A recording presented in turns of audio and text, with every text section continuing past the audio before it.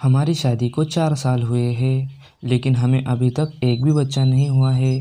जंगल के सारे पंछी मुझे बान चिड़िया कहकर बुलाते हैं और साथ ही में आपके माँ के ताने सुनने पड़ते हैं। बस बस, अब शांत हो जाओ। हम कल ही डॉक्टर मिट्ठू तोता के पास जाकर चेकअप करवाते हैं, जिससे हम उस पर इलाज कर सके। तुम होशियार हो, जंगल के बाकी पंछियों और माँ की बातों पर ध्यान मत दिया करो। ये बोलकर टुन्नू जंगल में खाना ढूंढने के लिए चला जाता है।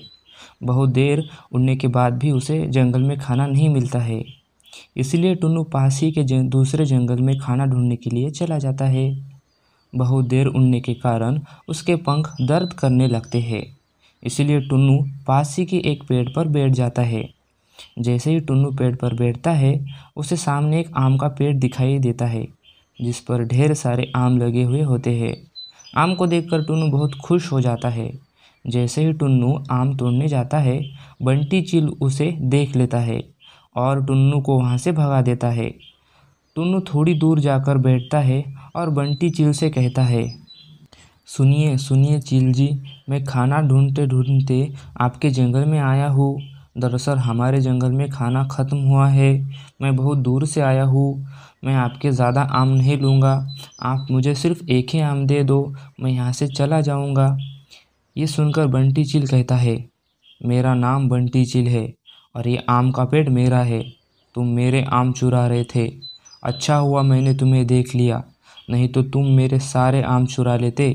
मैंने तुम्हें आम चुराते हुए देख लिया तो तुम शरीफ होने का नाटक कर रहे हो। चले जाओ यहाँ से, नहीं तो मैं तुम्हें पुलिस के हवाले कर दूँगा। टुन्नू चिड़ा कुछ कह पाता उससे पहले ही बंटी चील उसे वहाँ से भगा देता है। टुन्नू उदास होकर वहाँ से अपने घर की तरफ जाने लगता है।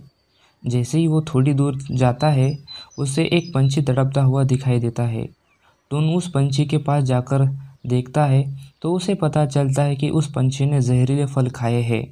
ये देखकर टुन्नू खुद से कहता है, अगर इस पंछी की जान बचानी है तो मुझे एक खास जड़ी बूटी लानी होगी, और वो जड़ी बूटी यहाँ से बहुत दूर है।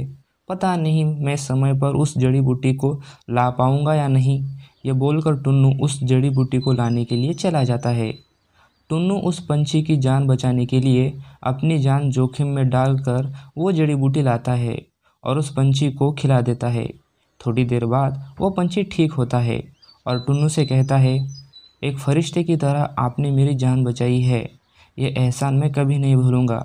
वैसे आप इस जंगल के तो नहीं लग रहे हैं, और आपका नाम क्या है? टुन्नू कहता है, मेरा नाम टुन्नू चिड़ा है और मैं पास ही के जंगल में रहता हूँ, पर हमारे जंगल में खाना नहीं मिलता है, जिसके चलते मैं यहाँ खाना ढूंढते ढूंढते यहाँ तक आया हूँ और मुझे अभी तक खाना नहीं मिला है, और घर पर मेरी बीवी टोनी चिड़िया इंतज़ार कर रही होगी। वो पंछी टुन्नू को अपने पास के 2 आम देता है और टुन्नू से कहता है, ये 2 आम लो और एक आम को अपनी बीवी टोनी चिड़िया को खिलाओ और दूसरा आम को अपने खेत में लगाओ, जिससे तुम्हें और तुम्हारी बीवी टोनी चिड़िया को खाना ढूंढने की ज़रूरत नहीं है। ये बोलकर वो पंछी वहाँ से गायब हो जाता है। ये देखकर टुन्नू चिड़ा वो दोनों आम लेकर अपने घर आता है और एक आम को टोनी चिड़िया को खिला देता है और दूसरे आम को अपने खेत में ले जाकर उसे लगा देता है। अगले दिन टुन्नू खेत में जाता है तो उसे अपने खेत में बहुत बड़ा एक आम का पेड़ दिखाई देता है, जिस पर ढेर सारे आम लगे हुए होते हैं, जिसे देखकर टुन्नू बहुत खुश हो जाता है। ये बात टोनी चिड़िया को बताने के लिए वो घर आता है। जैसे टुन्नू घर के अंदर आता है, टोनी चिड़िया टुन्नू को खुशी से कहती है, भगवान ने हमारी बात सुन ली, आप बहुत जल्दी पापा बनने वाले हो। ये बात सुनकर टुन्नू बहुत खुश हो जाता है और वो दोनों खुशी से अपनी ज़िंदगी बिताने लगते हैं।